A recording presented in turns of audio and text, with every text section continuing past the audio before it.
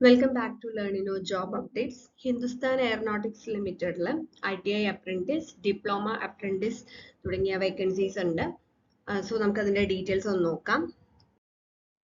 So ആദ്യം നമുക്ക് Apprentice Trainee in HAL NASIC Division ഏതൊക്കെയാണ് പോസ്റ്റുകൾ വരുന്നത്, അതിൽ എന്തൊക്കെയാണ് ക്വാളിഫിക്കേഷൻ, ബാക്കിയുള്ള ഡീറ്റെയിൽസ് ആദ്യം നോക്കാം. സോ ഇതിൽ fitter, tool and die maker, turner, machinist, electrician, electronics mechanic, draughtsman, mechanic motor vehicle തുടങ്ങിയിട്ടുള്ള ബ്രാഞ്ചുകളിലാണ് നമുക്ക് വേക്കൻസീസ് ഉള്ളത്. അതിൽ ഏറ്റവും കൂടുതൽ വേക്കൻസീസ് ഫിറ്ററിനാണ് 138. അപ്പൊ ഇതിന്റെ ക്വാളിഫിക്കേഷൻ വരുന്ന 2 year regular ITI from NCVT or SCVT 8050 ആണ് സ്റ്റാipend വരുന്നത്. ഇനി അത് കൂടാതെ പിന്നെ നമുക്ക് 1 year ഡ്യൂറേഷൻ ITI ട്രേഡിലുള്ളവർക്ക് stipend 7700 വരുന്നുണ്ട്. Carpenter, sheet metal worker, computer operator and programming assistant, welder, gas and electric, stenographer, English. അതിൽ 1 year regular ITI from NCVT or SCVT ആണ് ക്വാളിഫിക്കേഷൻ ആയിട്ട് വരുന്നത്. സോ എലിജിബിൾ ആയിട്ടുള്ളവർക്ക് അപ്ലൈ ചെയ്യാം.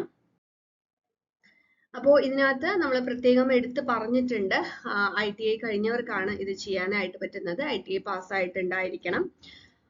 ഇനി അതേപോലെ തന്നെ നമുക്ക് ഇതിനകത്ത് രജിസ്ട്രേഷൻ വരുന്നുണ്ട്. NAPSന്റെ പോർട്ടലിൽ നമുക്ക് രജിസ്റ്റർ ചെയ്യാനായിട്ട് സാധിക്കും. അപ്പോൾ നമുക്ക് അതിൽ രജിസ്ട്രേഷൻ നമ്പർ കാര്യങ്ങളൊക്കെ കിട്ടും. www.apprenticeshipindia.gov.in എന്ന് പറഞ്ഞ സൈറ്റിൽ പോയി കഴിഞ്ഞാൽ നിങ്ങൾക്ക് രജിസ്റ്റർ ചെയ്യാനായിട്ട് സാധിക്കും. സോ എലിജിബിൾ ആയിട്ടുള്ളവരെല്ലാം തന്നെ അത് ചെയ്യാം. നെക്സ്റ്റ് നമുക്ക് വരുന്ന ഡിപ്ലോമ അപ്രന്റീസ് ആണ്. അതായത് engineering graduate, diploma, non technical graduate അപ്രന്റീസ്ഷിപ്പിൽ അതിന്റെ ഡീറ്റെയിൽസ് നോക്കാം. ഇതിൽ നമുക്ക് aeronautical engineering, computer engineering, civil engineering, electrical engineering, electronics and telecommunication engineering, mechanical engineering, production engineering, pharmacy, ഇതിലൊക്കെയാണ് വേക്കൻസീസ് ഉള്ളത്. Regular 4 year BE, BTech, BPharm degree complete ചെയ്തവർക്കാണ് ഇതിൽ apply ചെയ്യാനായിട്ട് സാധിക്കുന്നത്. 9000 ആണ് സ്റ്റൈപ്പൻഡ് വരുന്നത്. ഇനി ഇത് നമ്മളെ എഞ്ചിനീയറിംഗ് ഗ്രാജുവേറ്റ്സിന്റെ കാര്യം. ഇപ്പൊ ഡിപ്ലോമ ആണെന്നുണ്ടെങ്കിൽ 8000 ആണ് stipend. Aeronautical engineer, civil engineer, computer engineer, electrical engineer, electronics and telecommunication engineer, mechanical engineer തുടങ്ങിയ വിഭാഗങ്ങളിലാണ് നമുക്ക് വേക്കൻസി ഉള്ളത്. റെഗുലർ 3 year ഡിപ്ലോമയാണ് ഇതിന്റെ ക്വാളിഫിക്കേഷൻ ആയിട്ട് പറയുന്നത്. ലാബ് അസിസ്റ്റന്റ് ആണെങ്കിൽ government approved diploma in relevant field എന്നാണ് പറഞ്ഞിരിക്കുന്നത്. ഇനി നോൺ ടെക്നിക്കൽ ഗ്രാജുവേറ്റ്സിനാണെങ്കിൽ like BA, BCom, BSc, hotel management, nursing assistant അവർക്കും വേക്കൻസീസ് പറഞ്ഞിട്ടുണ്ട്.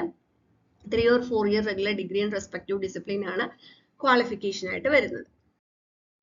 സോ ഇവിടെയും ഈ പറഞ്ഞതുപോലെ ക്വാളിഫൈഡ് ആയിട്ടുള്ളവർ മാത്രമേ അപ്ലൈ ചെയ്യാനായിട്ട് സാധിക്കൂ. അല്ലാതെ റിസൾട്ട് വെയിറ്റ് ചെയ്യുന്നവർ, സപ്ലിമെന്ററി പേപ്പേഴ്സിന്റെ മാർക്ക് വെയിറ്റ് ചെയ്യുന്നവർക്കൊന്നും അപ്ലൈ ചെയ്യാനായിട്ട് സാധിക്കില്ല. ഇവിടെയും നമ്മൾ NATS പോർട്ടലിൽ നമ്മൾ രജിസ്റ്റർ ചെയ്യണം. രജിസ്റ്റർ ചെയ്തതിന് ശേഷമായിരിക്കും അതിന്റെ ഫർദർ പ്രൊസീജിയേഴ്സ് വരുന്നത്. അപ്പൊ അതിൽ ഇമ്പോർട്ടന്റ് ആയിട്ട് അറിഞ്ഞിരിക്കേണ്ട കാര്യം, ഗൂഗിൾ ഫോം ഫിൽ ചെയ്യേണ്ട ലാസ്റ്റ് ഡേറ്റ് 31/8/2024 ആണ്. ദെൻ അതിന്റെ physical document verification short list ചെയ്തിട്ടുള്ള കാൻഡിഡേറ്റ്സിന്റെ 2nd അല്ലെങ്കിൽ 3rd week of സെപ്റ്റംബറിൽ ഉണ്ടായിരിക്കും. ഷോർട്ട് ലിസ്റ്റഡ് കാൻഡിഡേറ്റിന്റെ ലിസ്റ്റ് 4th week of സെപ്റ്റംബറിലായിരിക്കും. Joining date October 2nd week ആയിരിക്കും ഉണ്ടായിരിക്കും. Thank U.